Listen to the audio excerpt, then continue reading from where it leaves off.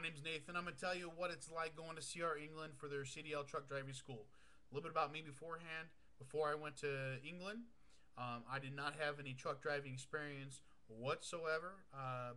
So, for newbies, this is going to be some information for you. I'm going to share this with what my experience was with you. So, first things first, I'm a big guy.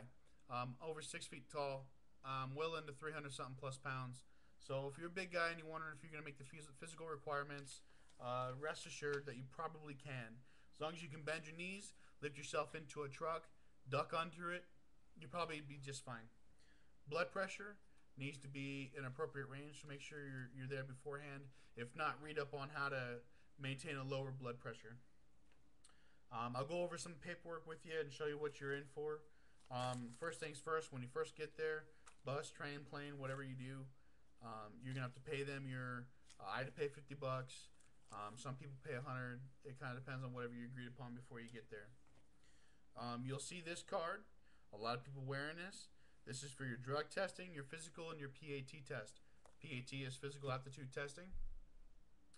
That is the duck crawl and all that kind of stuff I was just telling you about. You, of course, also have to do a drug test. It is required by the government, so you will do one. Not that hard. Don't really have to study too hard. They, just so you know, they do randomly select for hair testing. About 15 guys out of our 55 got selected for hair. So if you do drugs, you probably shouldn't apply. Just saying. Secondly, so they'll give you a schedule.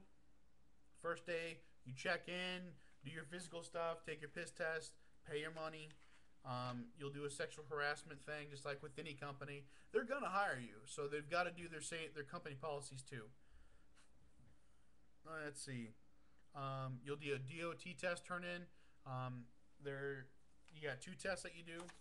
One is for the safety regulations, FMSCR, whatever.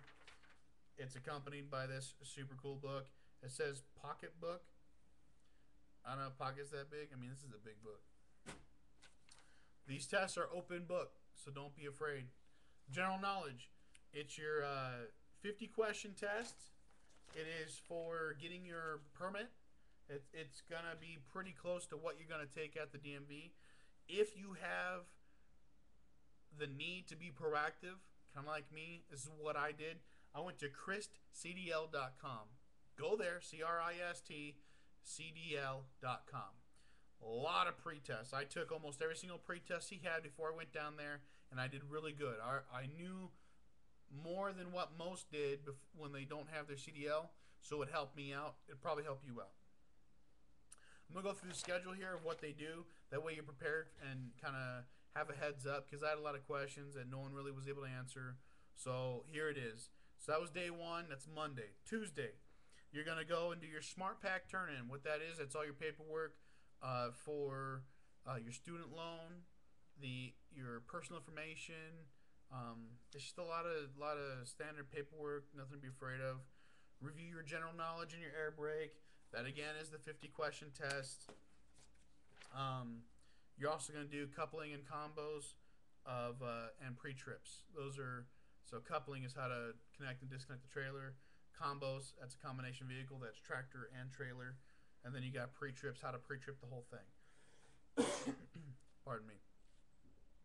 Then you've got on Wednesday you're going to review the air brakes, general knowledge, and combination again, because you're taking all three of those tests on Wednesday. So within 3 days of you being there, you're going to have your CDL permit.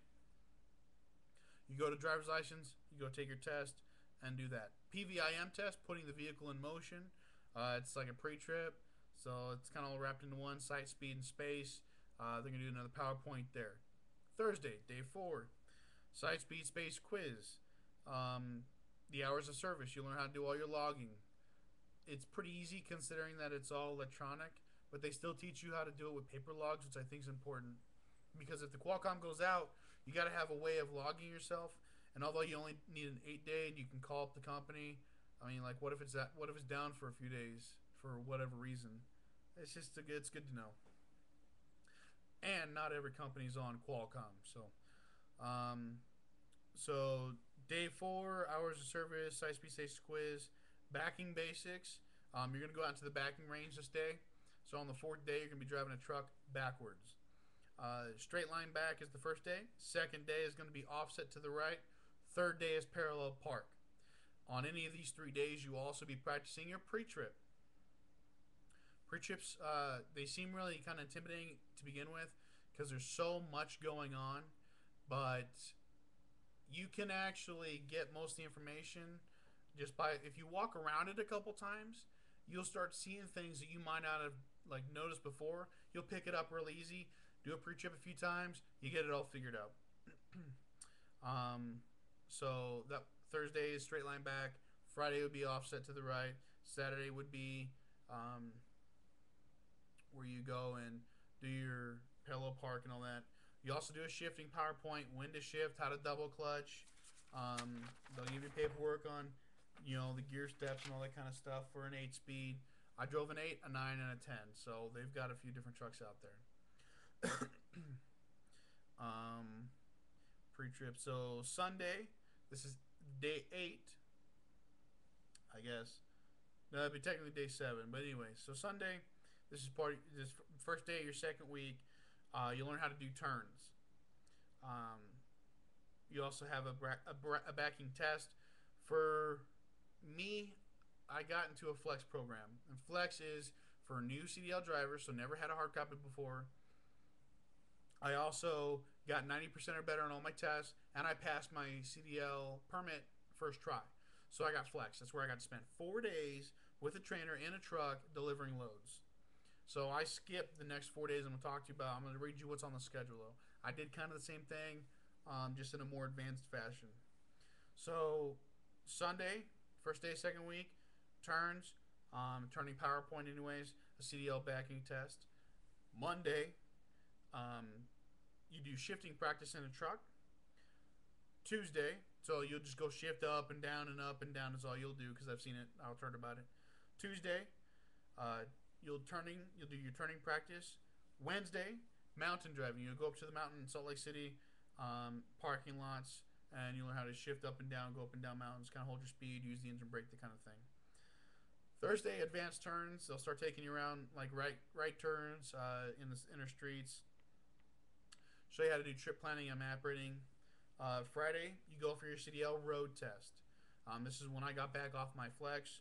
I did my CDL road test. I only missed 5 points. It's a great program. If you get offered Flex, definitely take it.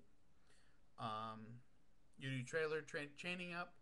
Basically, just a bunch of people put on chains. As long as you know how to do it, that's probably good enough. So, and then after that, you go through orientation. You'll get your certificates of completion. I got one for Top Gun, and I got one for completing the class. I also got a Top Gun patch, which was pretty neat.